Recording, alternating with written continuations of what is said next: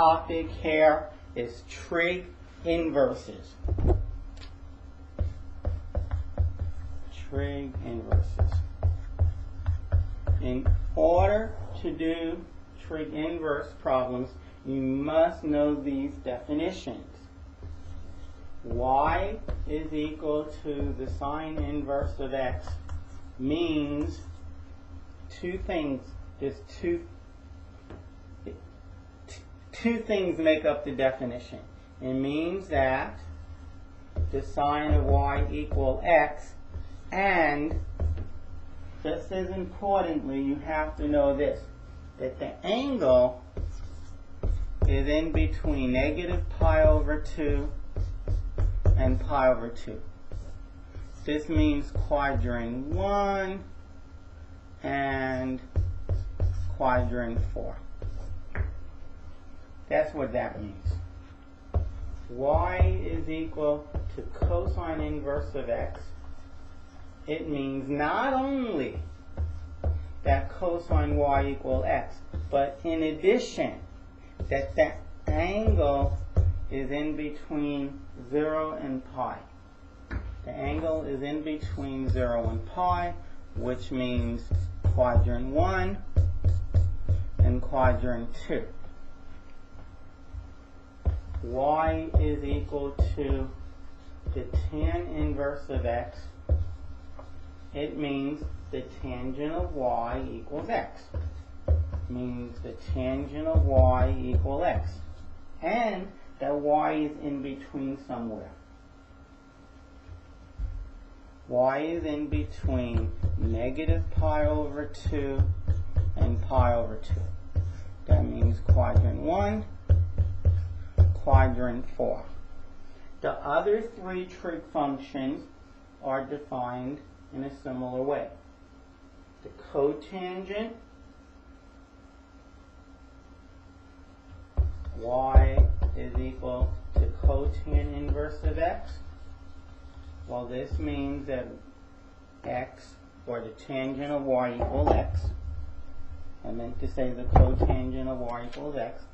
The cotangent of y equals x.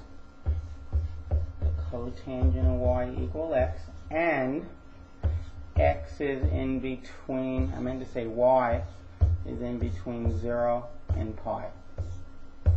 It's in quadrant 1 and quadrant 2. Quadrant 1 and 2.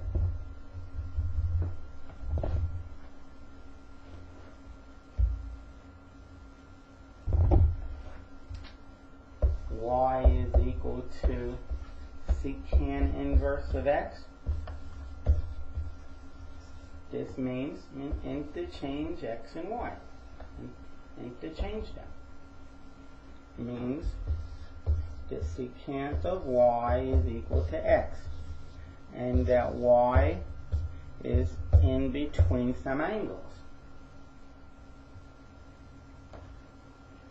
Going to be in between 0 and I guess pi.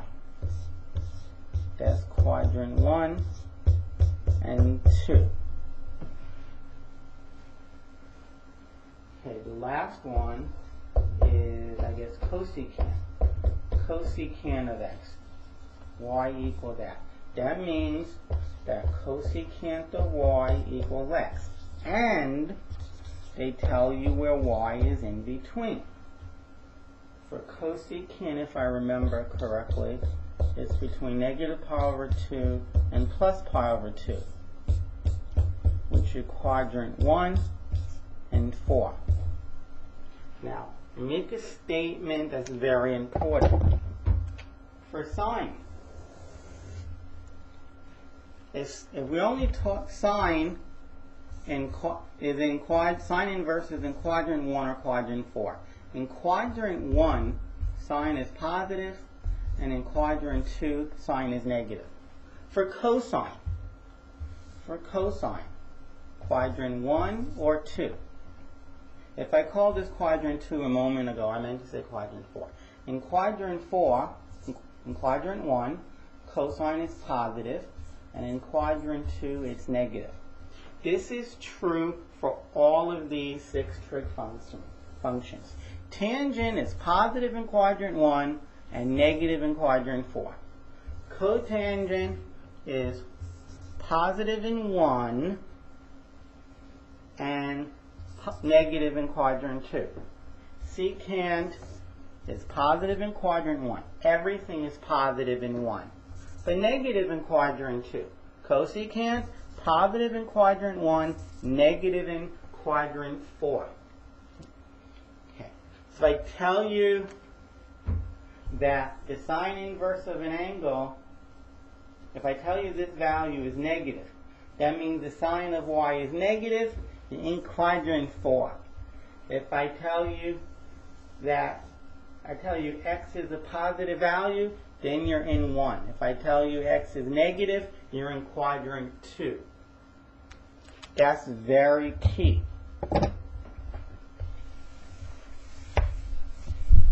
In fact, when I tell you, when you think or see the following, when you see the following, y is equal, let's see if I can go back to the last page. Actually, I can.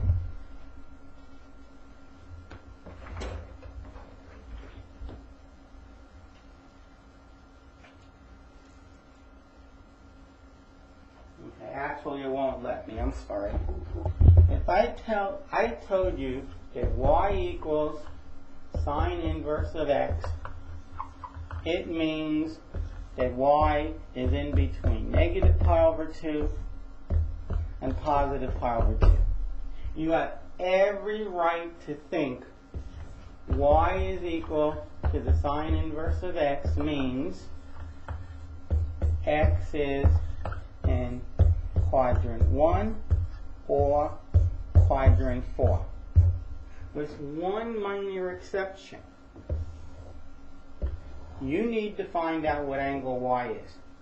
If you happen to find out that that angle is 300 degrees, which is 180 divided by 3, that's 60, right? So 5 times, it's 5 pi over 3.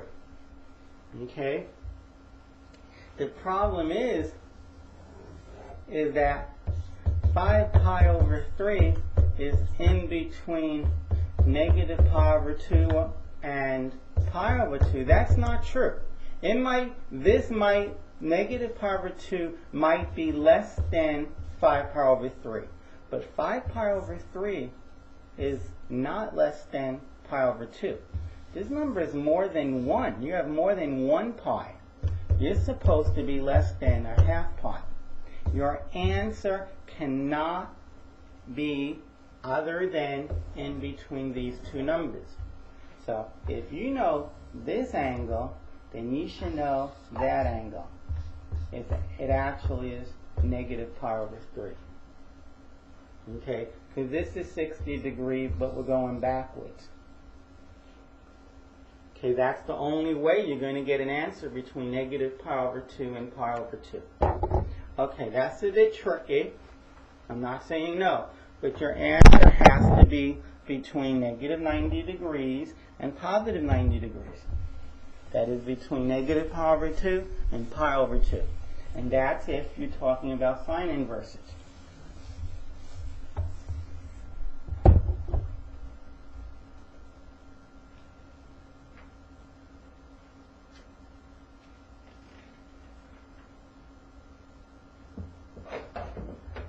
Now, the other thing I wanted to tell you is another way they're saying sine inverse of x is you say sine x, but you say the word arc in front. The arc takes the place of the inverse symbol. Another way of saying cosine inverse of x, in case you both use this notation, is just arc cosine of x. So when I defined this on the earlier page, I also defined, when I defined y is equal to cosine inverse of x, I also defined y equals, it's the same as my defining y equals arc cosine of x. It's the same. If your book doesn't use the inverse up there, cross out the inverse and write arc in front. There's no other notation. If it doesn't use inverse, then it uses arc. It's just notation, absolutely nothing to understand. Years ago, some people said to use arc, and some other people said to use the inverse symbol. So we want to find out what arc sine of a half is. Somebody says, find out what this is. Well, set it equal to y. Let's find out what y equals. By definition, now, if you prefer this notation, fine. Interchange those two. Interchange those two. And drop the inverse or drop the arc. That is 1/2 is equal to the sine of y. And y is in between negative pi over 2 and pi over 2. Okay. The sine of some angle is 1/2. Well, we're either in quadrant 1 or quadrant 4. But if we're positive, we're in quadrant 1. The sine of y, that's the opposite, that's the hypotenuse. 1, 2, and say, oh yeah, I remember this, that's square root of 3. This angle is 30 degrees. 30 degrees. Y is equal to 180 degrees divided by 6. 180 over 6 is 30. So, depending upon whether you want it in radians or degrees, there are your answers. Pi over 6 or 30 degrees. One or the other, not both.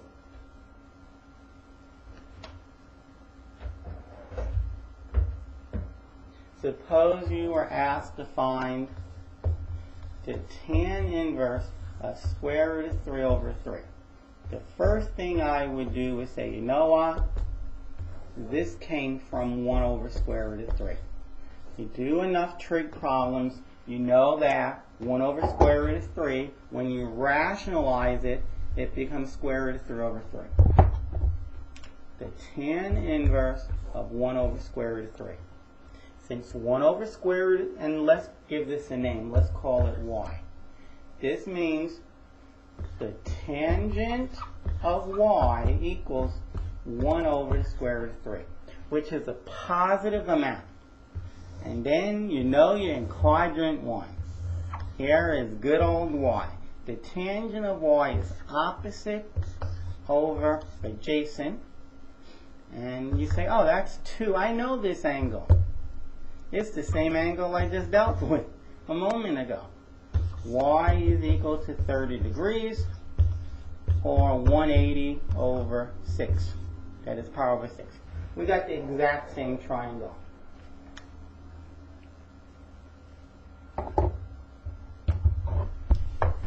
Okay, let's try some more, and then we'll talk about how to take derivatives of these things, of trig inverse functions.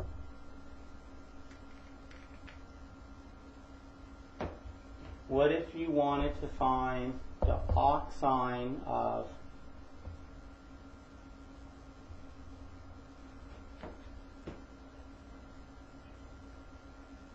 give me one moment, please. Yeah. 1 over the square root of 2. So call it something, call it y. Interchange those two and drop the inverse or the arc. That is, the sine of y is equal to 1 over the square root of 2. Okay? Actually, let's make it negative this time. So we're not in quadrant 1. Sine inverse is also defined in quadrant 4.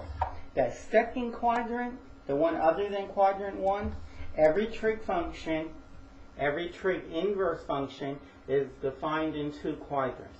One of them is quadrant 1, and the other one is either quadrant 2 or 4. That other quadrant is the one that gives you the negatives. Sine is opposite over hypotenuse. Opposite, hypotenuse. Oh, that's 1 square root of 2. Since this is to the right, it's positive 1, and here, since this is down, it's negative 1. This here is a 45-degree angle. our answer is going to be negative 45 degrees.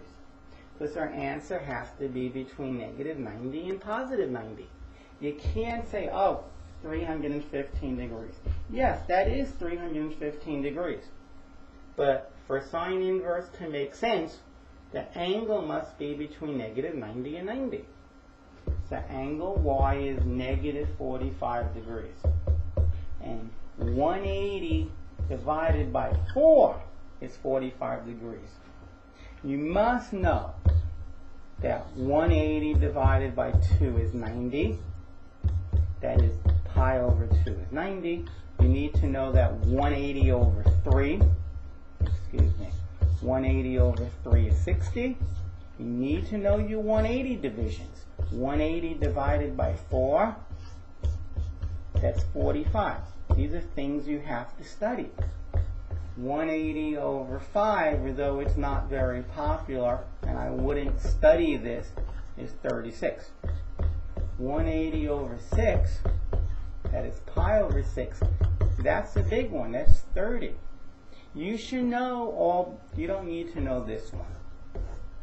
You should know these, it looks like 4 of them. You should know them like you know your name. 180 over 2 is 90. 180 divided by 3 is 60.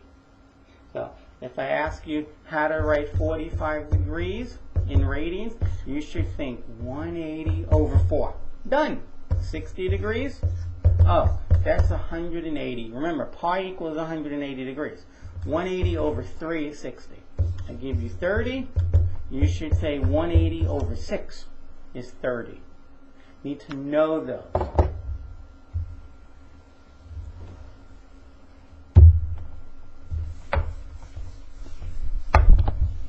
Let's try one more, then we'll talk about derivatives.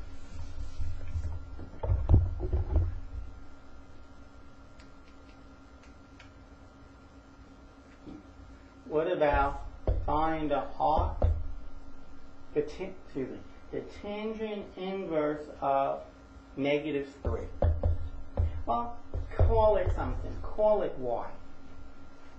So you weren't given y equals. You were just asked to calculate the tan inverse of negative 3. Well, you call it something, and then you interchange those. And then you drop the inverse with our minus 1. That is negative 3 is tangent of y. That is tangent of y is negative 3 over 1. So arctangent is defined to be in quadrants, what is it, 1 in between negative 90 and positive 90. Okay. That means we're in quadrant 4. And what we're getting is opposite over adjacent. One of them, the opposite is 3 or negative 3, and adjacent is 1.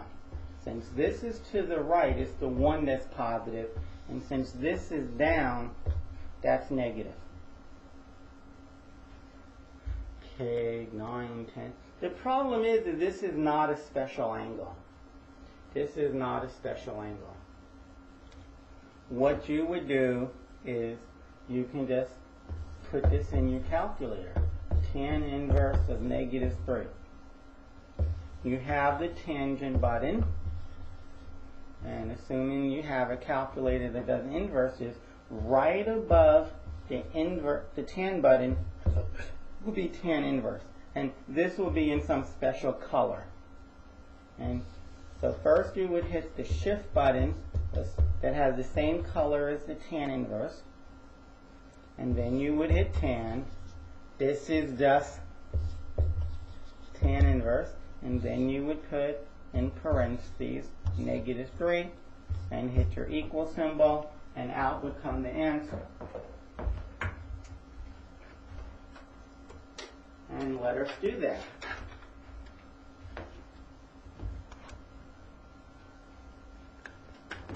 One moment.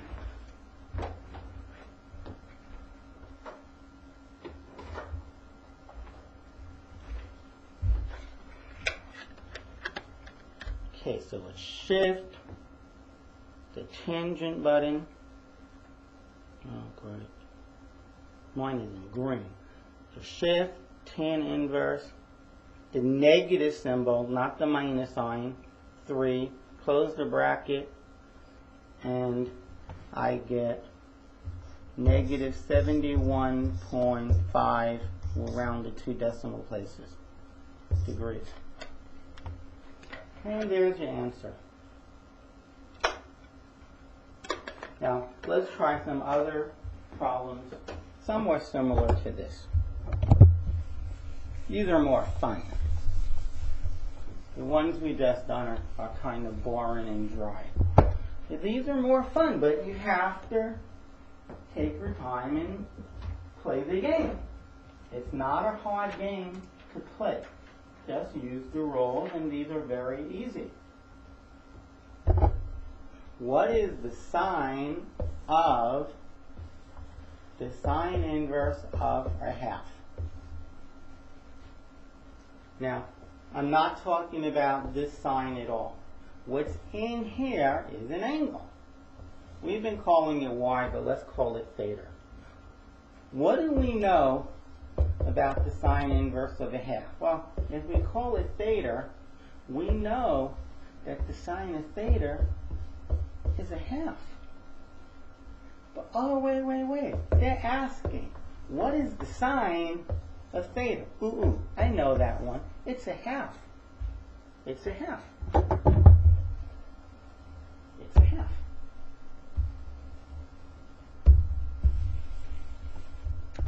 If they ask me, what is the tangent of the tan inverse of negative 3, I know what this answer is. Let's just figure out what's in the bracket. Well, the tan inverse of a number is an angle. This here tells me that the tangent of this angle is negative 3. But nonetheless, this is an angle. What do we know about this angle? The tangent of the angle is negative 3. Oh, what do you know? They're asking me to find the tangent of that angle. It's negative 3. Problem's done. If they ask me to find the cosine inverse of 3/4, well, this is an angle. They're asking me to find the cosine of theta. But what do we know about theta? If theta is the cosine inverse of 3/4, we could interchange those, and we get that 3/4 is the cosine of theta. Wait a minute. The cosine of theta is 3/4, and they want me to tell them what the cosine of theta is? Boy, that was simple. It's 3/4. Okay, let's up the level of difficulty. So now, first I want to do this problem.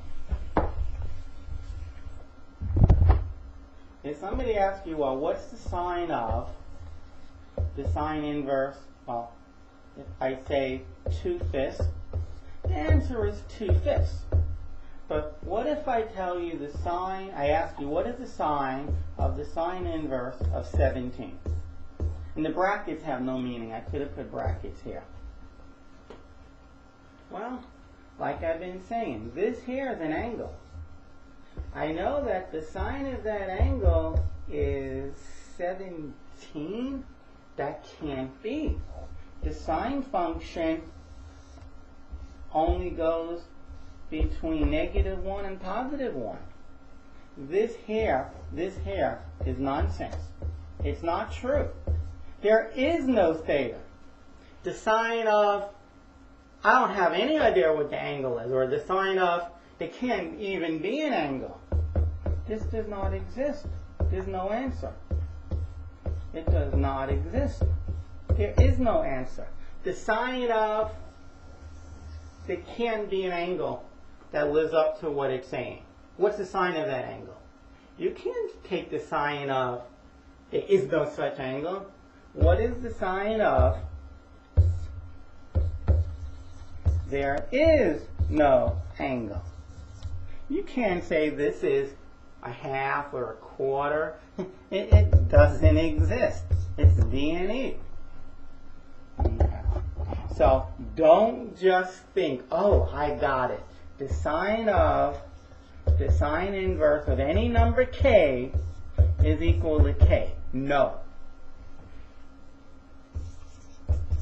Only if k is in between -1 and 1. This I agree with. And you can replace sine with cosine.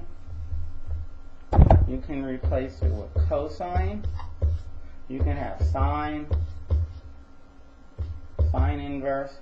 You can have cosecant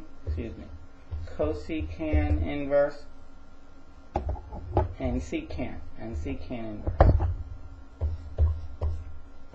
What on earth am I saying? I'm saying the secant inverse of k is equal to k if k is between -1 and 1. The cosecant inverse of k equals k if k is between -1 and 1. Remember, tangent inverses, I take that back.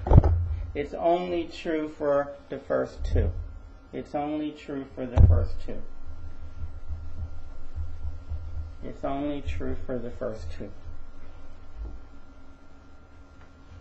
Why? Because secant and cosecant functions are above 1 or below -1, not between -1 and 1. You need to take into account what the graphs look like. Okay, let us try this problem. What if I asked you for the cosine of this special angle?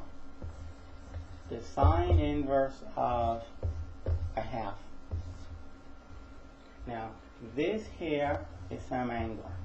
I ultimately want the cosine of that angle. I want the cosine of theta. In fact, let's make it -1/2. So, we know that theta is the sine inverse of -1/2. That's how I defined this. I defined it to be theta. I mean, I don't know what theta is. That's what we have to find out. But this statement here tells us that the sine of theta is equal to -1/2, and theta is in quadrant 4. Sine inverse is defined to be in quadrant 1 and 4, and since it's negative, it's not in 1.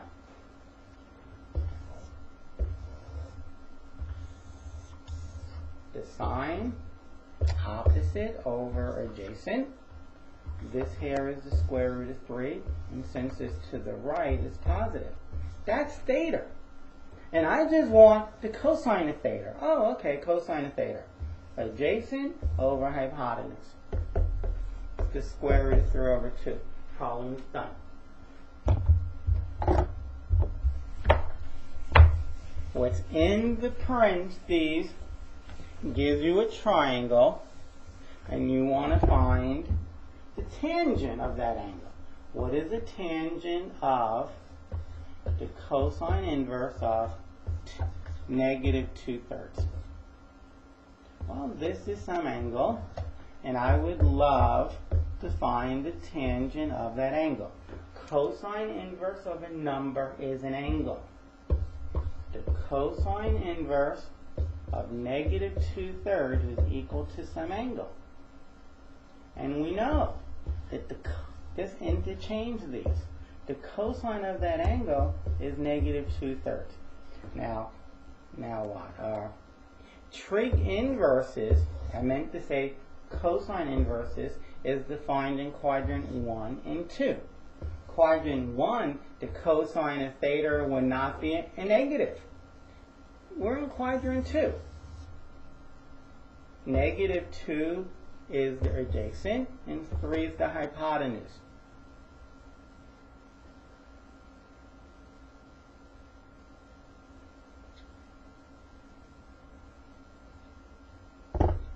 to call this 3, 5, excuse me. We can still do it, it's just going to be silly difficulties. This is 5.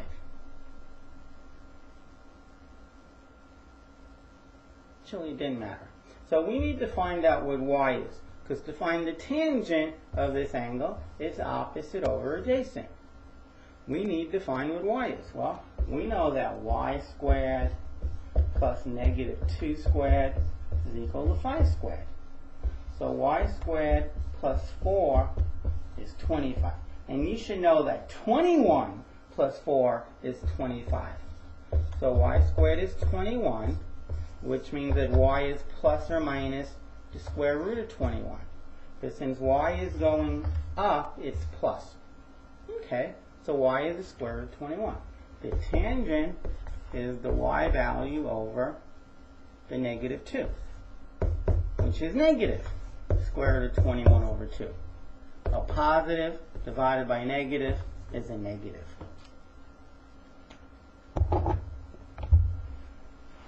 Okay.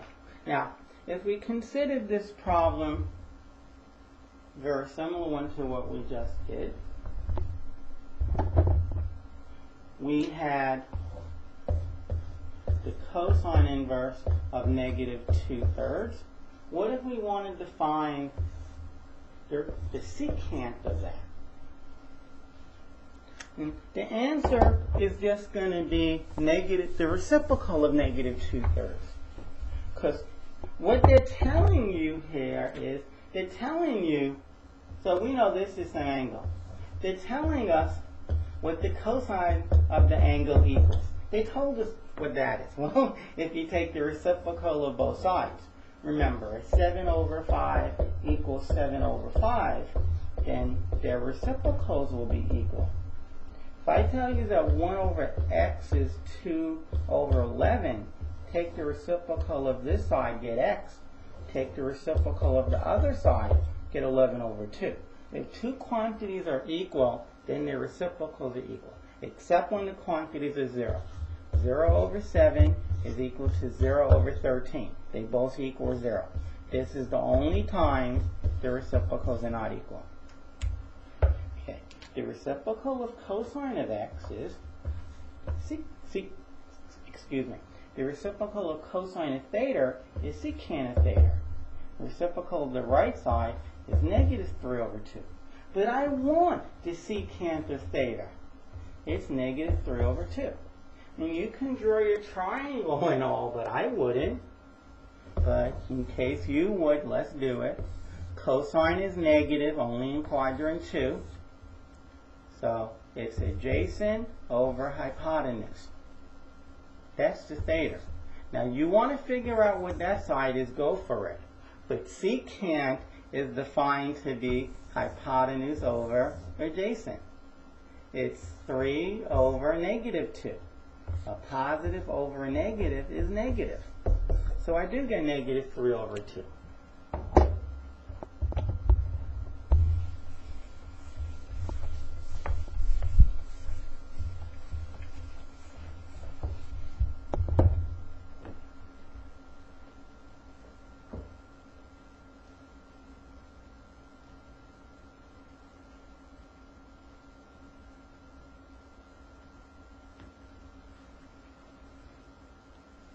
Okay, write the given expression in algebraic form.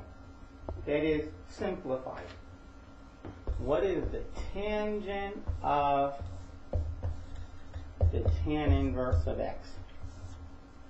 Now, remember that x, that statement here, this statement in the box says that the tangent of theta is x. Now, if you remember the tangent function, it goes up forever. It goes down forever. That is, it's not between negative 1 and 1. That is, this number can be anything. So we know this statement inside the bracket says the tangent of theta is x. But they're asking us to find the tangent of theta. So it's x. That's just another way of writing x. The tangent of the arctangent of x is x. is just another way of writing x. Okay, how about this one? What if I say the cosine of the sine inverse of 2x? Excuse me. It couldn't possibly be that. Okay, 2x. Now, this here is some angle. Now, all I know about the angle is the sine of the angle is 2x. Now, I would love to find the cosine of that angle. I like to find the cosine of that. Now, remember, this is 2x over 1. So, in drawing the triangle, here's the opposite. The hypotenuse is 1. And if you figured out what this is, it would be 1 minus 4x squared. Okay, so the cosine of theta would be adjacent over hypotenuse. It could be 1 minus 4x squared. I mean, just call this k and go k squared plus 2x squared is equal to 1 squared. This mess is 4x squared. Bring the 4x squared over to the other side. So k squared equals 1 squared, which is 1, minus 4x squared. If I take the square root of the left side, I get k. If I take the square root of the right side, I get plus or minus. Now, if 2x is if 2x is positive, so you get this if 2x is positive. Now, if this is negative, okay, let me put the answer up here. I need a little bit more space. You'll get 1 minus 4x squared square root. Now remember, this number has to be between plus and minus 1. And it has to be positive to get the positive solution. So we just know that 2x is positive, but it's less than negative 1.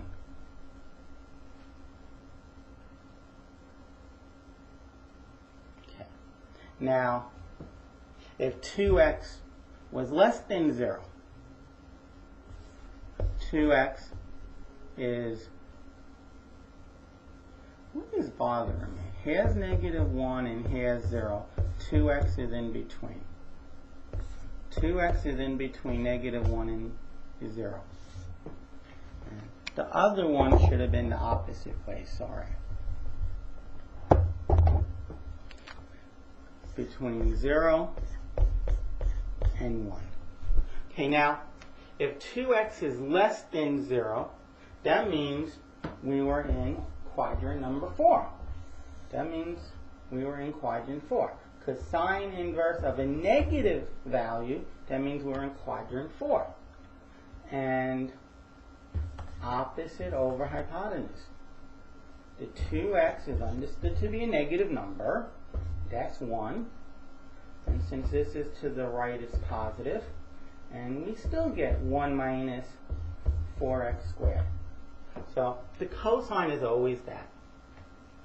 The cosine is always the positive, the square root of 1 minus 4x squared. So the final answer should be as follows. Cosine theta is equal to 1 minus 4x squared if 2x is in between negative 1 and 1. Okay, so there's the final answer. It's it's the square root of 1 minus 4x squared. Let's try another one of these. Simplify the following. Write it down as an algebraic expression without trig functions. The cosine of cotan inverse of x. Of the cotan inverse of x. Now the good thing here is x can be anything, because the cosine, the cotangent of an angle can be between negative infinity and positive infinity. So call this theta. We want to simplify the cosine of theta. And this here gives us a triangle. It tells us the cotangent of theta is x. Well, if x is positive, if x is greater than 0, we know that we're in quadrant 1. Remember, x is x over 1. And the cotangent is adjacent over opposite. So this here would be 1 plus x squared. This squared plus this squared is 1 plus x squared. And that's what we should get when we square the hypotenuse. Okay, the cosine of this angle is adjacent over hypotenuse. It's x over the square root of 1 plus x squared.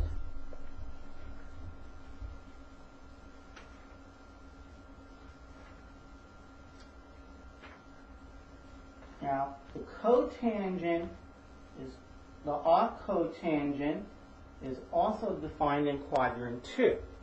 Now, if we were in quadrant 2, if theta was in quadrant 2, we still know the cotangent of theta is x over 1. It's x over 1. Now, x over 1. This will be positive, and x will be understood to be negative. X is less than 0. The hypotenuse will still be 1 plus x squared. And the cosine of this angle will still be x over 1 plus x squared. Okay, now what if x were 0? What if I told you that x was actually equal to 0? We talked about more than 0. We talked about x being less than 0. Let us now talk about x equaling 0. I ask you, what is the cosine of the cotan inverse of 0? Well, this here is some angle, and we want the cosine of that angle. We know that the cotangent, this here tells me that the cotangent of the angle is 0. Now, the cotangent of what angle is 0? Well, you have some angle, and say you have 0 over 1. This is the opposite, and this is the adjacent. That angle is going to be 90 degrees. If it was, say, 89 degrees, 89.999 degrees, it would kind of be like this, where the adjacent is approximately 0, and the opposite is 1. I only went up 1. That's 1. And if I got closer to 0, well then it would be like that. This is very close to 0, and I still went up 1. It's 90 degrees. So this here will be cosine of 90 degrees. And if you look at the cosine graph, here's 180, here's 90. The answer is 0. Now, if you let x be 0 here, you got 0 as well. So I can just sneak in 0. Now, since both of these answers are the same, since this and this are exactly the same, now we could put it all together.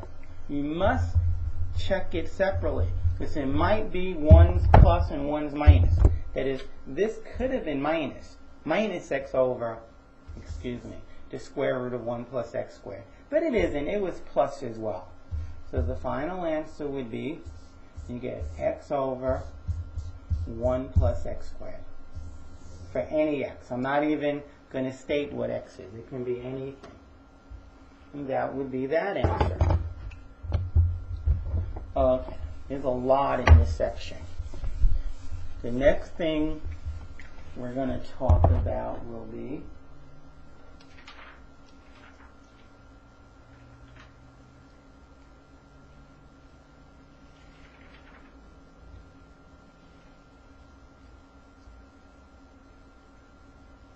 the derivatives. Well, actually, solve for x. Solve for x. Very simple problem. Solve for x. You're told that the sine inverse of, say, 3x minus pi is equal to a half. This is some angle, but we're calling it 3x minus pi. No, that's not true. That is not an angle. The sine inverse is 3x minus 2 is an angle. You have every right to interchange those two. That is, the sine of a half is equal to 3x minus pi. Just don't put inverse when you do that. Now, we should know what sine of a half is. Something's very wrong here.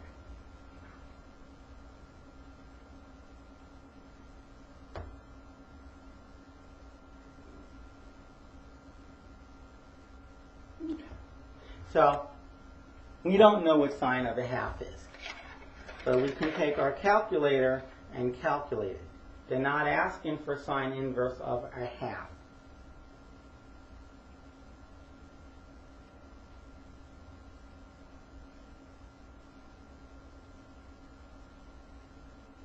Okay.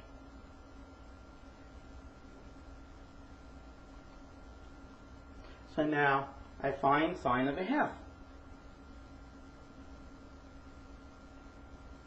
I guess we should do this in radians.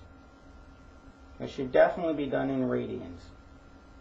So make sure you put your calculator in the radian mode.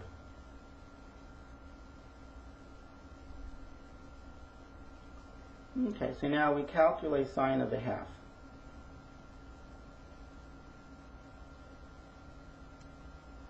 Sine of 0.5. And we get this silly number. We get 0.0087.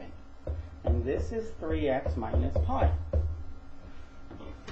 So bring pi to the other side as positive pi. So you have pi plus 0.0087. And this is 3x.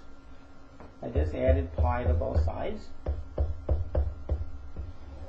And now I divide by 3. Divide by 3. And there's my answer. X is equal to pi plus 0.0087. You want to say pi is approximately 3.1416. Fine. I rounded it to 4 places. And when I add my other number, I get 3.15. Excuse me. So x is very close to 3.1503. That's the answer. And you can check this. You could take x and multiply it by 3, and then take away pi, and then whatever you get, take the sine inverse of that, and you're supposed to get a half, which is 0.5. And you can do it. Type in the sine inverse button in brackets 3 times your best shot at the answer minus pi and see what you get. And you should get close to 0.5, which is a half.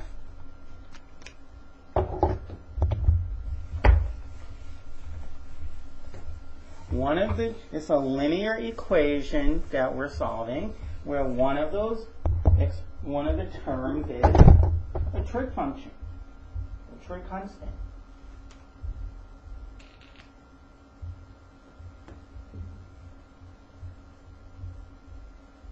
Let's look at this one, see if I can do this.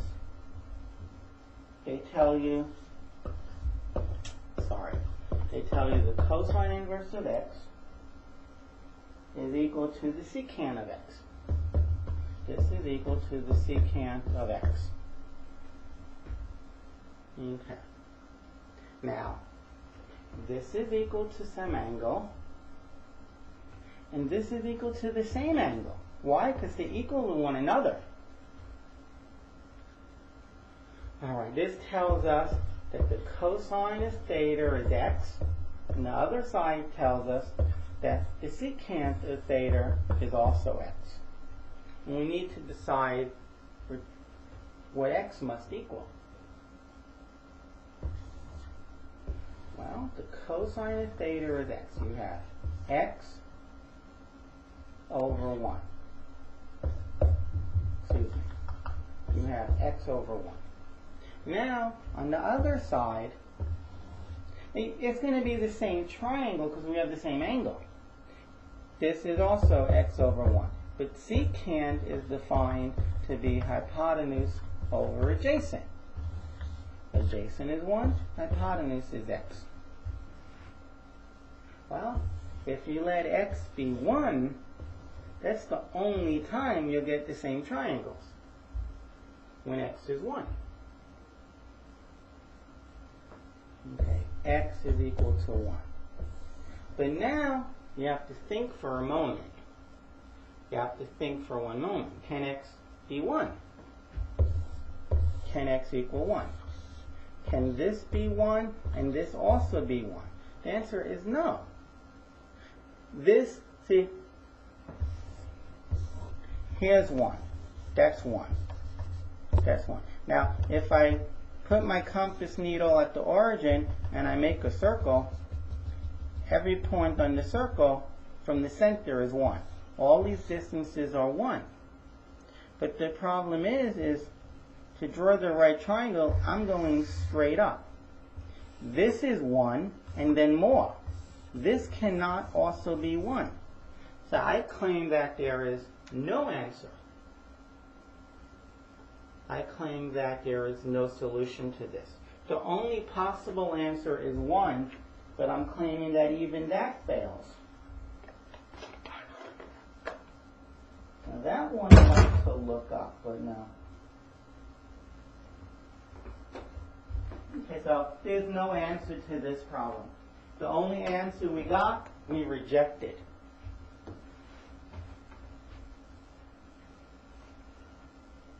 Let me make sure I agree with my argument. And actually, we could try to solve it from right here. We know that the cosine of theta is x over 1. And we know that the secant of theta is x over 1. But this implies that, oh wait, maybe there are other answers. Taking the reciprocal of both sides, taking the reciprocal of this gives me cosine of theta. I take the reciprocal of that, I get 1 over x. Well, cosine of theta equals both of those. That is, they must be equal. X over 1 must be 1 over x. Cross multiplying, we get x squared is 1. So then x is plus or minus 1. I will reject the plus 1. The minus 1 may work. Let us see if the minus 1 can work.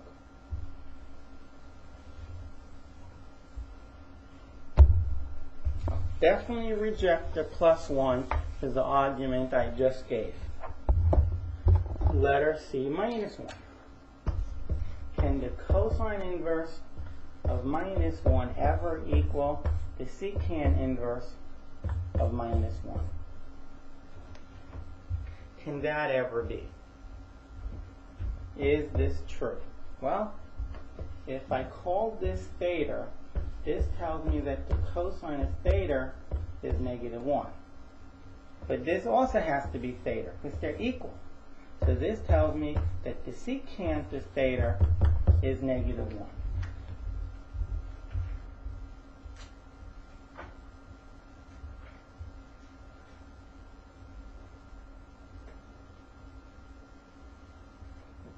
Okay, now They're both in quadrant number 2. They're both in quadrant number 2. And we're going to see if this can be. This is negative 1 over negative 1. Adjacent over hypotenuse. That can't be. You can't have, hold on.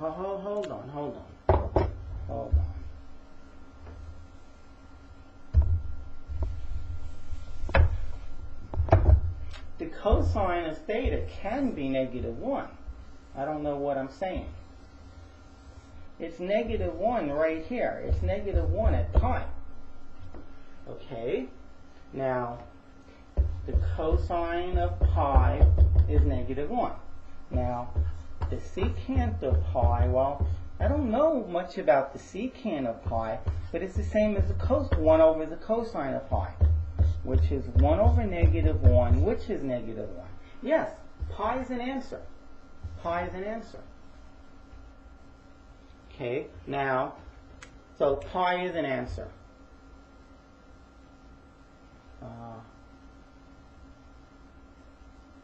They both equal negative 1 at pi. Okay, so negative 1 is allowed.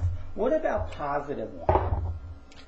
Can these both be positive 1? Can both of these be positive 1 for the same angle? That is what we want to know. Can they both equal positive 1? Well, cosine x equals, and we're just going to answer this up. So now, if cosine of x is positive 1, that means we're in quadrant 1. And that happens at 0. That happens at 0. The cosine of 0 is 1. The cosine of 0 degrees is 1. And the secant of 0 degrees, I don't know, but it's the same as 1 over the cosine of 0. Top is 1, and cosine of 0 is 1, and oh yeah. The sine and cosine of 0 degrees is both 1. So yeah, x can be both 1. I take it back. X can be plus or minus 1. Okay, and here's where we got it. I don't know why I was assuming that I would reject these answers.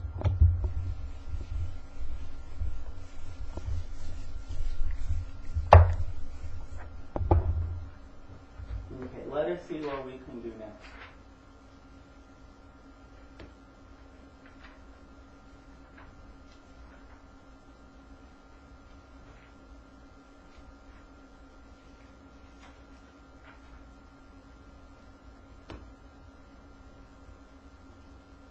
Okay, we're going to cut the video here. The next one will be differentiation of trig inverse functions. Good luck with them.